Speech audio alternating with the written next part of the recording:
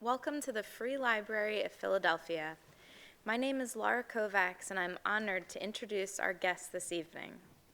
A contributing writer for the New York Times, Elaine Sciolino is acclaimed for her chronicles of French culture and history. She joined the Times in 1984 and has held several posts, including United Nations Bureau Chief, Culture Correspondent, Chief Diplomatic Correspondent, the first woman to hold that post, and Paris Bureau Chief. In 2010, she was decorated Chevalier of the Legion of Honor, the highest honor of the French state, for her special contribution to the friendship between France and the United States. She is one of the only American members of Femme Forum, a Paris-based private club of 200 of the leading women of France. Earlier this year, she became a member of the advisory board of Reporters Without Borders, the Paris-based international advocacy organization promoting freedom of information and freedom of the press. With her new book, The Seine, The River That Made Paris, she offers a guide to the world's most romantic river. A reviewer calls the book a soulful, transformative voyage along the body of water that defines the city of light. Please welcome Elaine Sciolino to the Free Library. Thank you, Laura Kovacs, and thank you, Andy Cahan, for inviting me here. It's the first time I've ever been at the Free Library, although I do know Philadelphia. My husband went to law school here. My daughter went to undergraduate school here. I know it very well because the one time when she was playing pickup soccer and she tore her ACL during exam week and didn't tell us and ended up in the emergency room on morphine and shooting Coumadin. It was a mother's nightmare until one of her friends' mothers sent an email to me saying, I think your daughter is in trouble at, you know how hard it is to get an MRI in Philadelphia on a Saturday? And anyway, that's when you use all the influence you have, and it's important. That's when who you know is important in Philadelphia. So I have lots of warm memories of Philadelphia emergency rooms. Oh, we've already moved to the first slide here magically because the thing is I'm using the handheld mic because I'm of Italian origin and I move, and they always tell me when I use the fixed mic that nobody can hear me. So I'm kind of like Frank Sinatra coming out to you. So just bear with me. We're here tonight, to talk about a river, and not just any river, but the most romantic river in the world. I put up a map of this river, and I'm going to tell you about it, but how many of you have been to Paris? Oh my gosh. How many of you have not been to Paris? One. Okay, well, two. You have something in store for you. Okay, I promise all of you that by the end of this discussion, all of you will have learned at least one fact about Paris and France. So, may I start by just reading a paragraph from the book to kind of put us all in the Paris mood? The Seine encourages us to dream, to linger, to flirt, to fall in love, or to at least fantasize that falling in love is possible. The light bouncing off her banks and bridges at night can carry even the least imaginative of us into flights of fancy. No other river comes close. The Ganges, the Mississippi, and the Yangtze, they are muscular workhorses.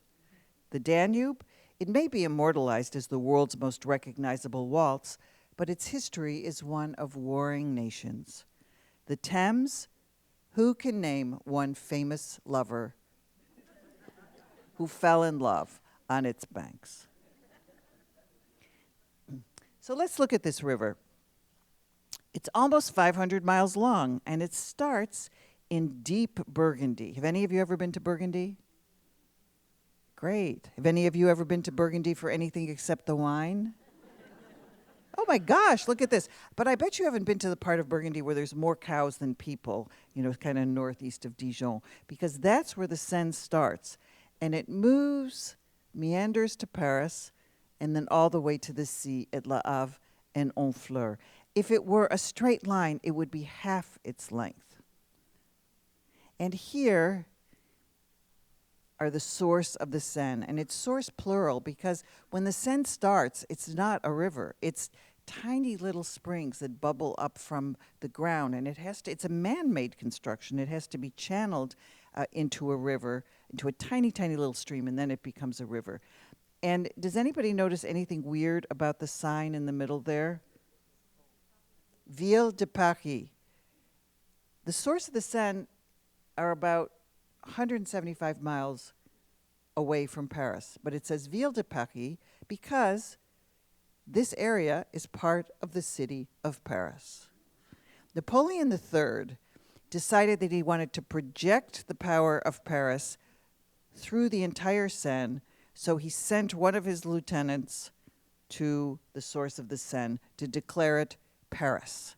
He sent Baron Haussmann. Remember Haussmann, those of you who've been to Paris, he's the one that either in the 19th century either renovated and beautified Paris or destroyed Paris, depending on your point of view. Haussmann goes here and he just marks off a few acres and he says, this is Paris. It's kind of like the 21st arrondissement of Paris. And did any of you see the article that I wrote on the bridges of Paris in the New York Times? You don't read the New York Times in Paris? I mean, yes, I know you've got the Philadelphia Inquirer, and it's a wonderful newspaper. And my close friend Trudy Rubin is the columnist for the Philadelphia Inquirer. We've known each other. Yes, thank you. We've known each other since Beirut in 1982. We were roommates in Iran in the 1990s, and we're still close friends. She's a national treasure. Well, the New York Times is a good newspaper, too. It's as good as the Philadelphia Inquirer.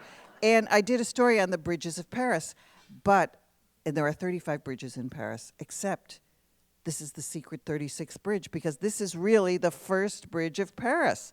And this is what the Seine looks like at its origin, where it's barely a stream. And now we see an artist's rendering of what was an ancient Gallo-Roman healing temple at the source of the Seine. And that sort of oval there that looks like a swimming pool is a healing basin dedicated to a goddess. And pilgrims would come from as far as the Mediterranean and what is now the English Channel to be cured. They would bring offerings to the goddess and drop them into the basin there. And if, for example, if a pilgrim had a leg ailment, he or she might bring an effigy, a carving of a leg, and throw it in. If there was an eye ailment, there might be a metal rendering of eyes with the eyes cut out. 1,500 of these offerings sit in the Archaeological Museum of Dijon, and nobody ever goes into this museum, but it's one of the most magnificent testimonies to French history. Now, I said there was a goddess.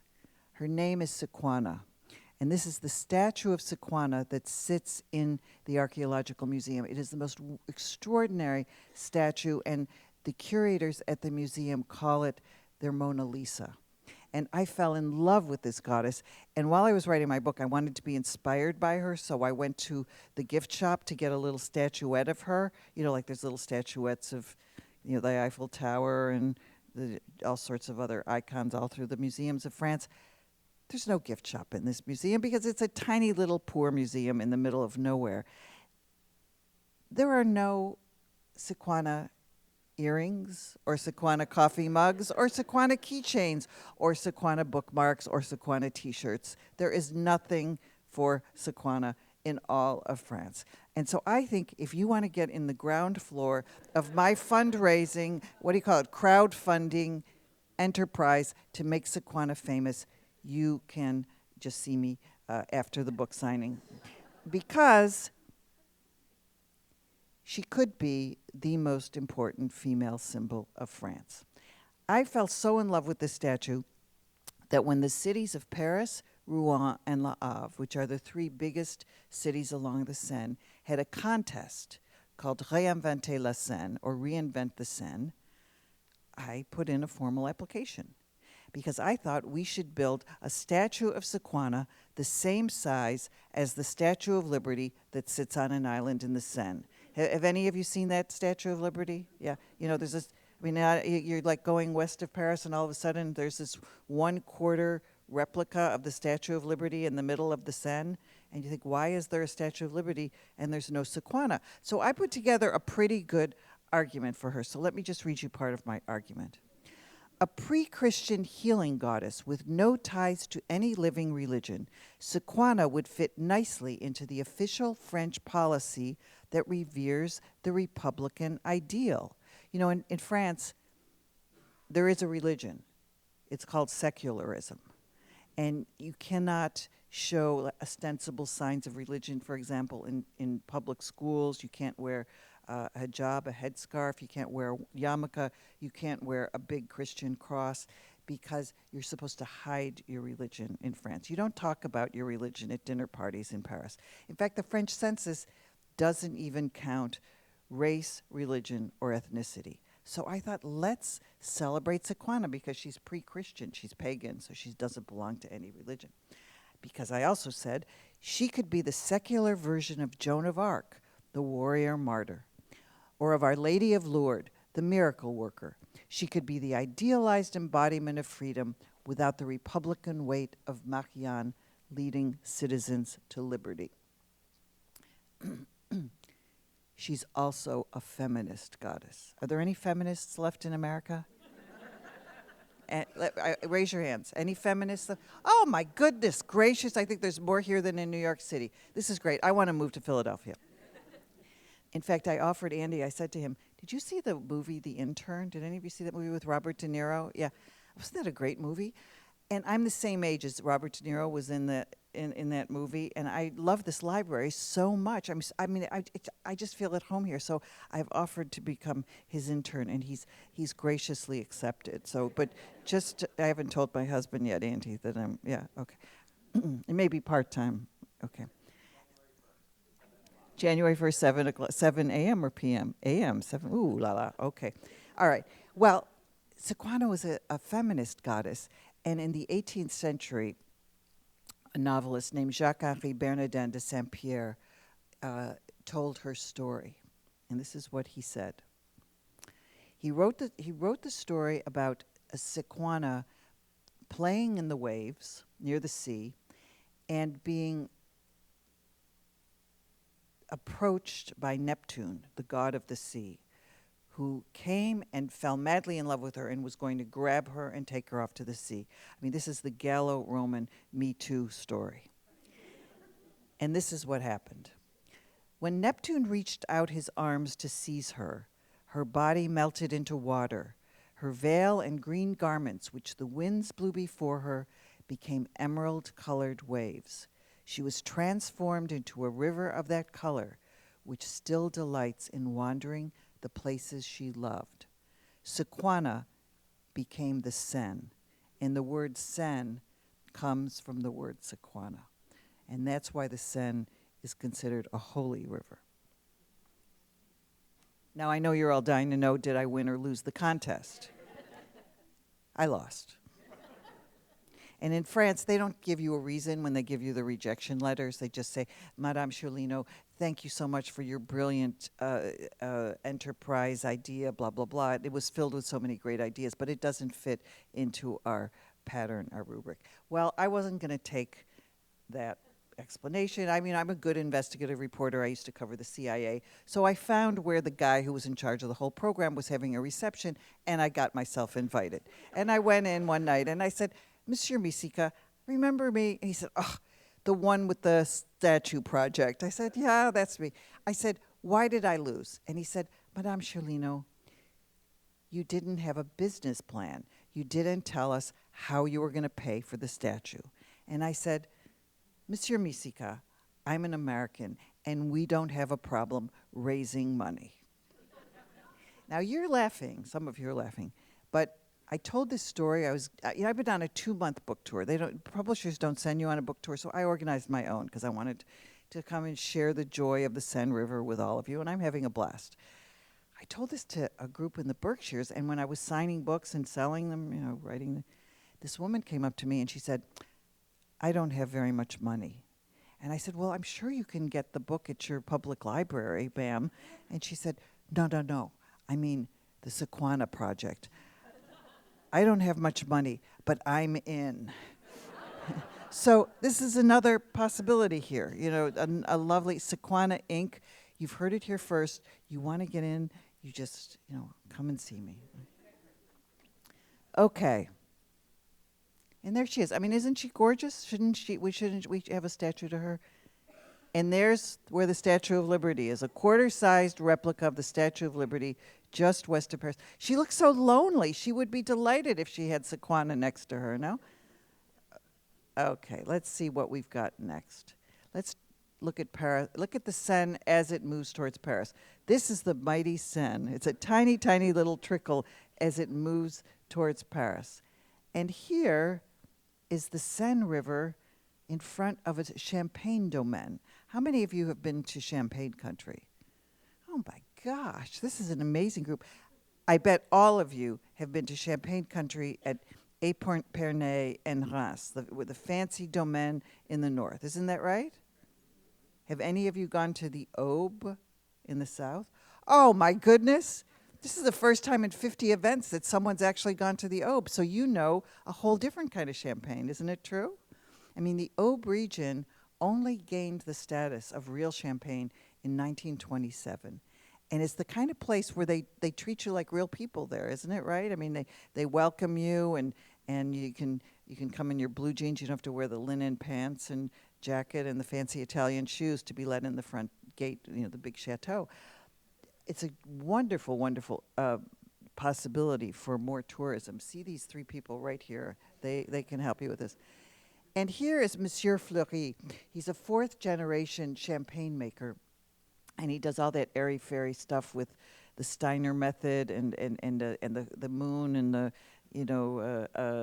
natural wines. And so I thought I'd mention that because we're in Philadelphia and you're into all that kind of stuff, And he and his wife own a gîte near their champagne domain. Does anybody know what a gîte is? Could somebody tell me out loud? It's a vacation rental, like a farm vacation rental. Okay, that's close enough. So the two of you are the first winners of my frame-ready illustrated map of the Seine. Okay, there you go. Give them a hand. Okay, yeah. It's kind of like a country. It's like a country vacation rental where they have one kitchen and one bathroom for 25 people. And at his domaine and at his gîte, the gîte sits right on the Seine River. And that's where I went swimming in the Seine. Because the water there is so pure and so clean that you can see the bottom perfectly. And it was less than 60 degrees, which isn't bad because I grew up in Buffalo. I mean, when we went swimming in Lake Erie, you could almost see the ice cracking on the surface. But because it was less than 60 degrees, the Washington Post, when it did the review of my book, called me a badass, which I took as a great compliment. I mean, I've been called a pain but never a bad. So I'm delighted. I'm on cloud 9. Here's the Seine as it's moving towards Paris, and just look at the mirror-like image. It's almost as if the river isn't moving. And I love this photograph for two reasons. First of all, my younger daughter, Gabriella, took the photograph. And second, it shows the contrast from the river as it starts to get civilized and concretized with a concrete berge or bank on the right, but on the left, it still looks like a pre-impressionist painting. And now, who knows what this is? Yes, sir. The coat of arms in Paris. We have another winner here. Okay, I need some help. The coat of arms of Paris. Now, this is a harder question. First of all, look at this. A boat sitting on the river. That is the coat of arms of Paris, because there never would have been a Paris created on the Ile de la Cité if it hadn't been for the Seine. And underneath is the motto of the city of Paris, Fluctuat nec mergitur. Anybody study Latin and know what that means? Who knows what that means? Raise a hand if you know what that means. Let me see. It has to be someone else. Sorry, you can't win twice. No, this is not like Jeopardy. Sorry. Here, wait. Here, wait. Yes. I didn't win. You Tossed about but does not sink. tossed about but does not sink. Yes, she is tossed by the waves but does not sink. Okay, another winner. Did you know the answer to that question? You knew? All right, I guess I have to give one to you too. All right, yeah. I mean, we want to. Do I have enough? Well, if I run out, we'll have to stop the contest. Or else, I'll take your address and mail them to you. Yeah. I'm running out because I gave away too many last night. Now, this emblem is found all over Paris. It's found on the different mairies or city halls of the different arrondissements. You'll see it on the sides of bridges, even on the sides of park benches, in a couple of the metro stations. You'll even see it throughout French design. Did any of you read my book on the only street in Paris on the Rue des Martyrs? Okay, we've got a few who know that book. Well, there's a chapter on nightlife, and one of the things that was created on the Rue des Martyrs is the first modern striptease. Do you remember, did any of you see the second season of The Marvelous Mrs. Maisel, where they're in Paris? Well, that red nightclub, that's on the Rue des Martyrs, and it was the nightclub just next door to it where they created the world's first striptease. Now, I'm not going to submit you to a full striptease, so I'll just do a partial striptease and rip off my scarf so that you can see the seal of the city of Paris and various on my vintage Hermes scarf. I don't give this away. My husband gave it to me. Okay. And this motto, Fluctuat nec mergitur, she is tossed by the waves that does not sink, is so powerful that when Paris was attacked on November 13th, 2015 by terrorists, 130 people died. The terrorists struck the Bataclan concert hall, the Stade de France, the stadium, bars and bistros right close to where I live in Paris. The city decided to celebrate Paris by using this as the motto. She is tossed by the waves, but does not sink. And that motto carried the spirit of Paris and carried people forward. In my neighborhood, for example, the next morning, the attacks happened on a Friday night. The next morning, everybody was open for business because the only way to fight terrorism is to continue your daily life as normal. This is the Paris River Police, or the Brigade Fluviale. I went out with them, and they go pretty fast. They go like 50 miles an hour. It is really cool. You know what it's like? It's like the French version of Miami Vice. Remember that old TV? And they've seen Miami Vice because they've done Miami Vice in Paris, and they can even tell you dialogue from Miami Vice. And they all want to be Don Johnson and wear a linen jacket and T-shirts and backless shoes and carry an alligator, and they all want to have Jaguars. So they're very cool. And so next time you see them out on the river, just really appreciate what they do. They do everything from something as trite as liberate a boater from a net or the muck at the bottom of the river, or talk someone out of committing suicide. So they're part of the fabric of the city. The love locks, remember the love locks on the bridges? Thank the Lord, most of them are gone. This was on the Pont Neuf, which is a pedestrian bridge. The bridge started falling down into the Seine, and the city decided to resolve it by cutting the bridge off and then auctioning pieces off. So a little bit of money was made for the city. My daughter Gabriella took this photograph too. So let's talk about some of the things that happen on the river. And since we're in a library, I decided we'd start by celebrating books, because you can buy books on the Seine. You know, the bouquinistes, they're still there. They're trying to get UNESCO cultural heritage status. There's fewer than there used to be, and a lot of them sell a lot of those trinkets, although none of them sell Sakana statuettes, but maybe someday. I just want to read a tiny bit of some of the things you can do on the river in Paris. Life is lived on the river, on barges, pleasure craft, pontoon platforms, decommissioned naval vessels. Afloat on the Seine, you can live, eat, and drink, make love, get married, practice yoga, run a business, shop for books, watch fireworks, do a wine tasting, go fishing, dance the tango. You can attend a fashion show, a concert, a play. You can find a hotel, a psychiatric hospital ward, a film studio, a homeless shelter, an architect's showroom, all floating on the river. So let's look at some of the things you can do. Okay, this is the people of Paris think they're on the French Riviera. They're on the Seine. Dancing salsa. I mean, wouldn't you love to go dancing? And they even give you free salsa lessons. Any fishermen or fisherwomen in this group? Okay, we've got a few. You can buy a one-day permit and go fishing on the Seine in Paris. And in 1990, there were only 4 species of fish in the entire river because it was so dirty. And now there's about 33, including some Atlantic salmon. You can row in 100-year-old rowboats. This is a crazy association west of Paris called the Sakana Association, and they restore and exhibit old boats, just as happened in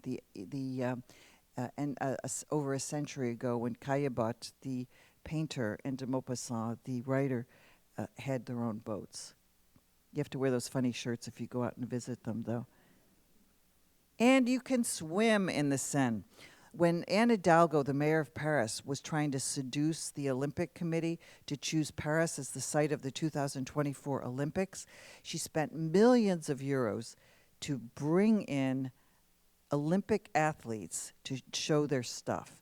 She constructed a 12-meter diving board on the Alexander III Bridge. Many of you may recognize this bridge. And she sent the divers diving into the Seine. And, again, since I'm a good reporter, I waited for this guy when he came up, and I said, so what was it like down there? And he said, well, it was kind of dark, and I kind of hit the muck at the bottom, but I think if I have a 20-minute really hot shower, I will survive.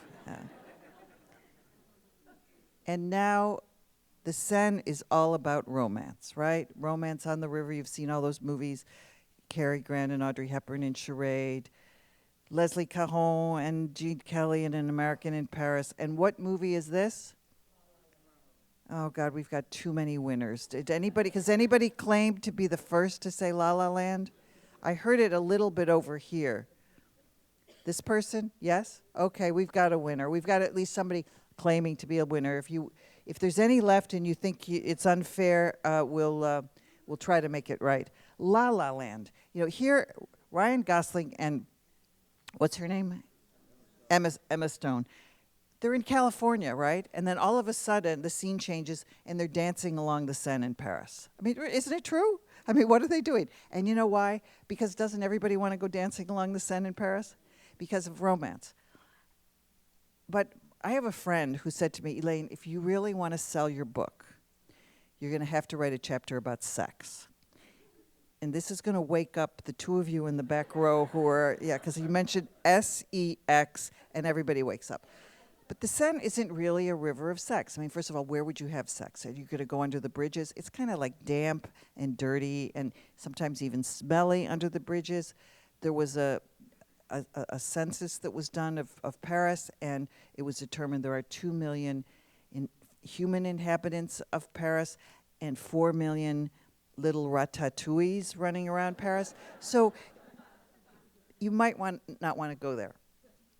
But again, because I'm an investigative reporter, I worked really hard to write a chapter about sex. And I discovered that in 2013, there was, as part of an all-night, they call it Nuit Blanche, artistic performance exhibition. Maybe some of you have been in Paris in October when they do the Nuit Blanche. There was a Chinese fireworks artist who did a performance called One Night Stand. Now, isn't this the best fantasy in the whole world, having a one-night stand on the Seine in Paris? Now, I hope you forgive me. It's not, I'm tried to make it not X-rated, sort of like R+, but it's enough to keep people awake. So I'm going to read you a couple of paragraphs about One Night Stand. One Night Stand opened on the river at midnight with loudspeakers broadcasting the sounds of sex, heavy breathing, gasping, and moaning. The mayor was there, by the way. Then came rhythmic drumming and a monkey's mating call. Next, fireworks shot into the air. The act lasted 12 minutes, estimated to be the length of time the average French couple needs to climax. Now, I was at one of my talks when I read this sentence. A woman shot up her hand, and I said, no, can you wait with your questions afterwards, ma'am? And she said, no, I have to ask this right now. I said, okay, what's the question? She said, did it take 12 minutes with the wife or the mistress? I had to say I did not research it that deeply. Okay, then, that's a true story, it really is. Then the artist transformed a bateau mouche tourist boat into a love boat. 50 couples from around the world had sex inside see-through red tents. The couples could turn off the lights to copulate privately or turn them on to reveal their bodies in motion. After sex, they could share their bliss with the crowd. They could press a button to send signals to small boats nearby. The boat operators would then send a 50-second spurt of bright white fireworks into the air. And there you've got One Night Stand.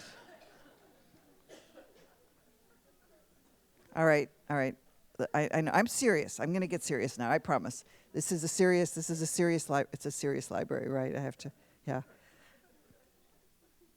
All right, this is serious now. 1910 Paris, the Seine overflows, and the only way to get around the city is by boat. 2016, the river overflows, and one of the only ways to get around this part of Paris is by boat. Now, continuing our contest, does anyone know who was the painter who painted this? Not Chagall. Not Degas. Not Caillebotte. You're doing good, but close, but no. Not Pizarro. Not Monet. Starts with an M, though. Not Manet. Morris, no. Not Morisot. Not Matisse, no. Gosh, stumped you. Okay. Not Modigliani, no. Good, we're doing good. We got a lot of M's here. No. Who said something? Morisot? No, not Morisot. Albert Marquet. Okay, all right, I'll make it easier now. Who knows what bridge this is? Pont Neuf. Who said Pont Neuf? You got it. The Pont Neuf, and behind it is La Samaritain, which is going to open up. It's the old department store that was filled with asbestos and all sorts of problems, and is going to open up as a hotel and shops and museum and all sorts of things next year. All right. Now, the next painting is very easy, but you have to tell me, the painter, it's very easy, but you have to tell me who painted this. Oh, you have to tell me who painted this. Renoir. Okay, we all know Renoir. The name of it? Who said luncheon at the boating party first? Who claims it first? You can, yeah, here, yeah. Yeah, you got it. Yeah, I think I heard it from you first. Okay, you got it. Here you go. Okay, luncheon at the boating party.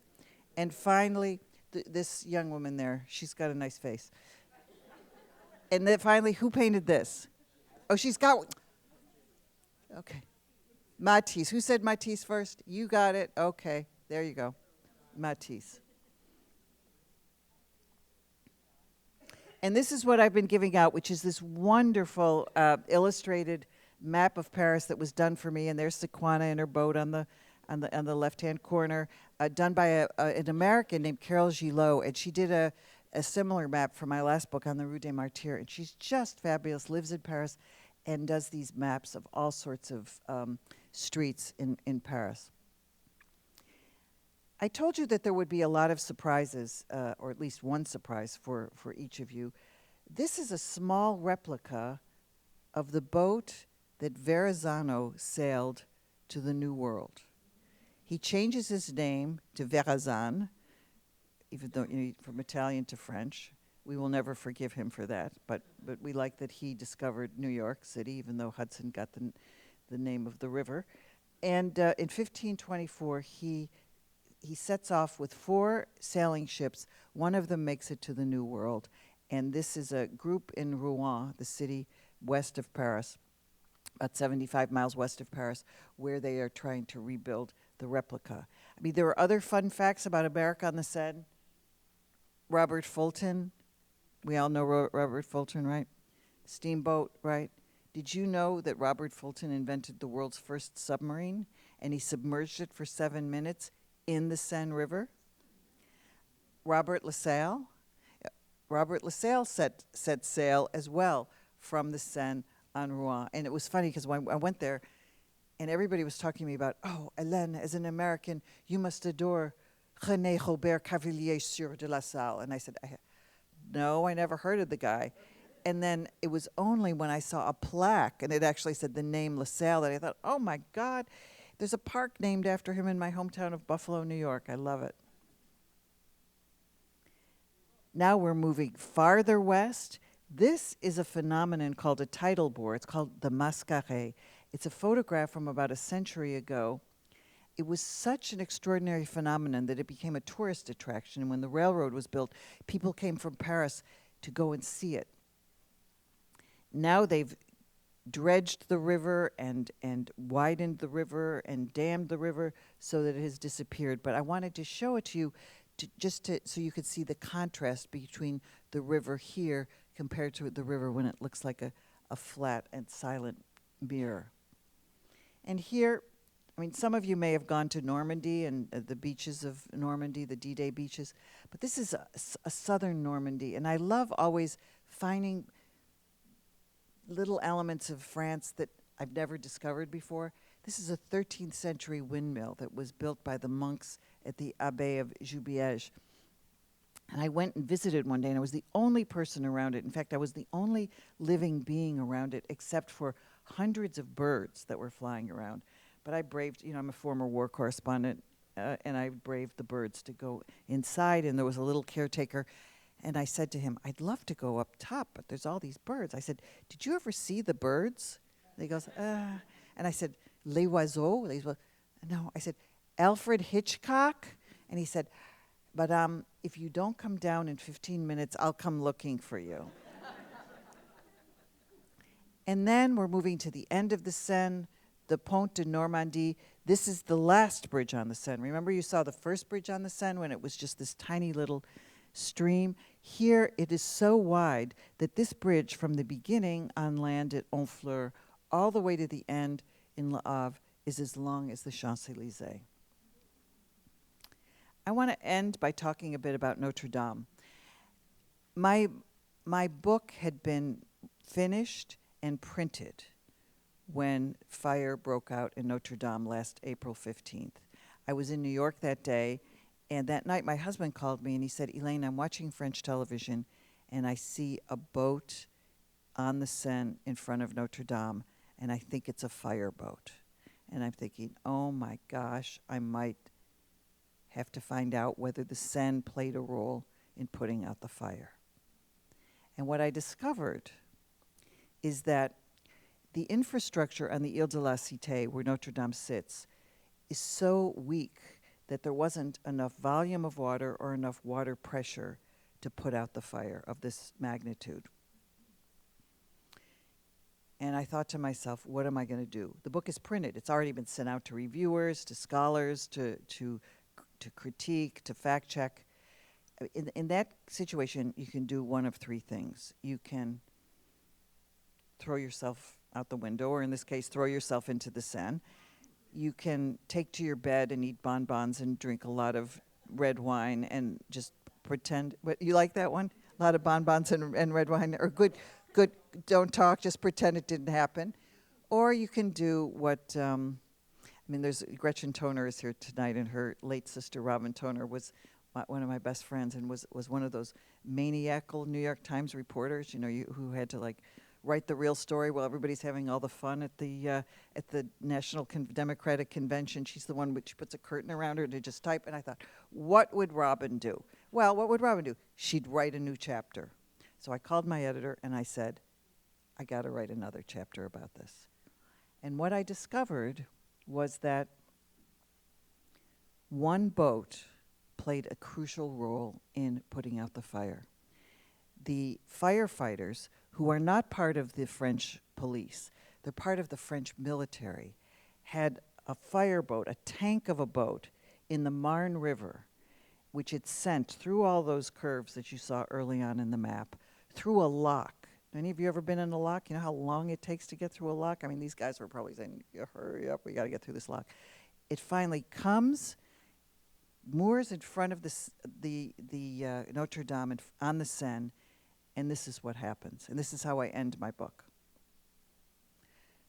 The powerful motors of the Ile-de-France fireboat furiously pumped water from the depths of the river.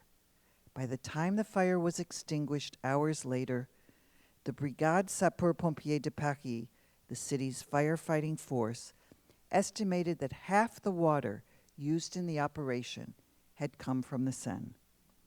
General Jean-Claude Gallet, commander of the Sapeurs-Pompiers, said to me, "We had before us two elements of nature, fire and water. The fire had the face of a demon with a mind of its own. Then right in front of us, we had the Seine. It was as if the Seine were human. It all sounds a bit mystical, but the water of the Seine saved Notre Dame." His spokesman called it a miracle. I grew up Catholic, and I would never dare to contradict those who believe that God answered their prayers in saving Notre Dame. But I have also come to believe in the spiritual as well as the physical power of the Seine. Even before ancient Romans conquered Gaul, its source had been the site of a temple and a place of pilgrimage dedicated to a healing goddess. Notre Dame will be rebuilt, different perhaps, but with its place in French life and its symbolic meaning for the world intact. It will be reborn as a place of music, ritual, and prayer for believers, and a museum for the masses. The holy waters of the river that once bore the name Sakana saved the greatest cathedral in the world. I want to believe that the spirit of the goddess herself lives on. Thank you very much.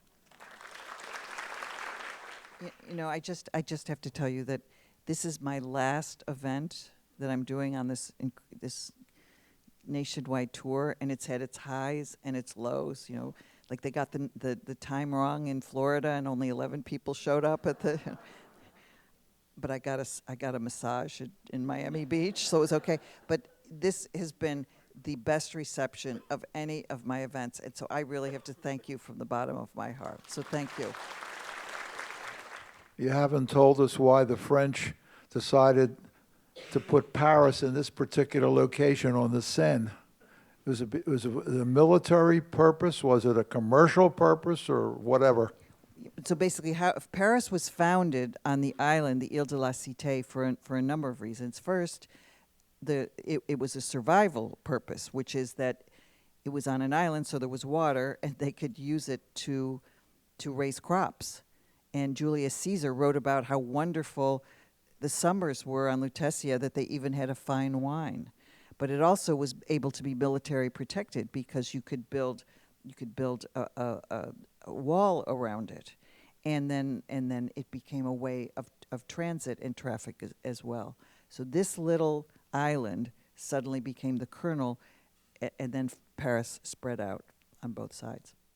What's the French title of your book? Oh, what a great question. There isn't a French title for the book yet because we haven't been sold the French rights yet. I just yesterday sold Italian rights for the book, so there's going to be an Italian version in my native tongue. I'm hoping there will be a French version. My last two books were translated into French, but any of you who know France well know that sometimes it is hard for the French to accept that a foreigner, particularly an Anglophone, can tell the French something about their country that they don't know. So I come with real humility, and I am hoping that there will be you'll be the first to know. And I'll come back. Maybe if you have a French.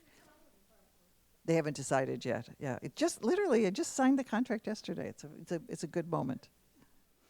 I wondered in your research, what was it that surprised you about the Seine as you were looking at this story?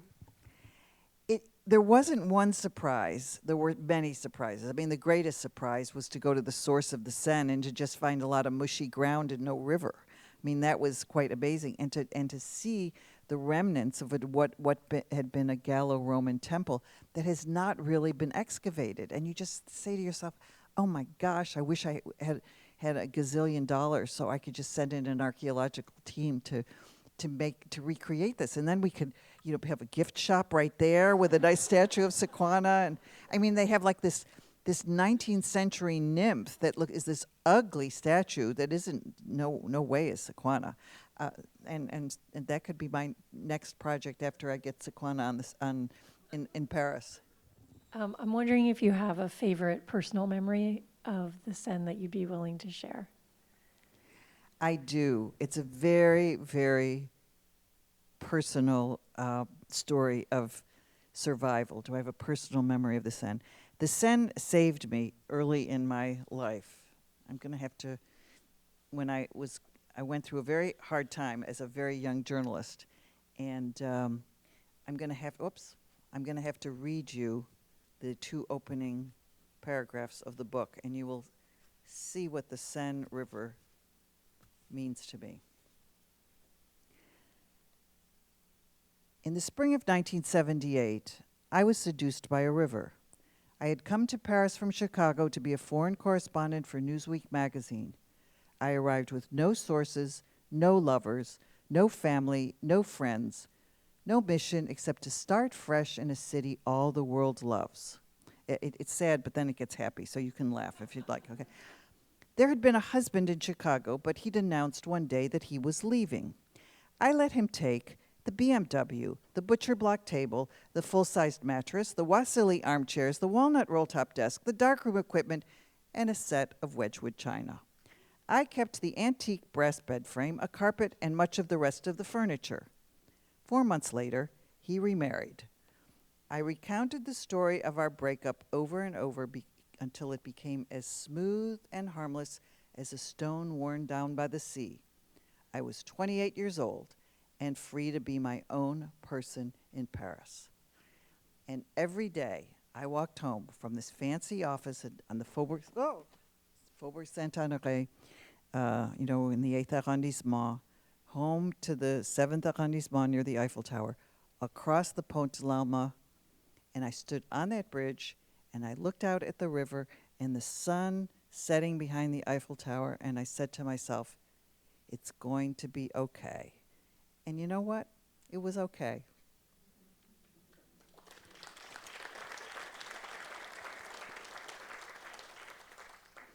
And a few years later, I sat down next to this guy sat down next to me on the Long Island Railroad going to the Hamptons, and we're married 35 years later. So you see, there's a happy ending. Is there anything special about that? The food along the way. Well, the Seine really waters about a quarter of the landmass of France. So it's part of the irrigation of all the crops and farmland. But I have to confess that there's not one particular foodstuff that is identifiable with the Seine. But if you have a lot of money and you want to do something really cool and gastronomically special, have lunch on Alain Ducasse's restaurant boat on the Seine, and you have this extraordinary meal. They have the kitchen right there, and it goes up and down the river, and you just say to yourself, I am so glad I just spent, like half a week's salary having this extraordinary experience, treating my wife to the best anniversary of our lives. So that's the best thing I can say about food in the Seine. Please. You entered the contest and you didn't win. I was Yes. wondering who won, and did they follow that's a through? really good question. I'm glad you asked that question. All of these commercial projects that are going to make a lot of money for the cities, they were supposed to have this artistic component to it, and with the exception of this one boat, it's called Flugschwart, that's on the Seine in Paris, which is kind of like a floating museum. Most of them are very commercial, profit-making enterprises, yes. So there's still hope for Sakana later on. Thank you. Okay, thank you very much.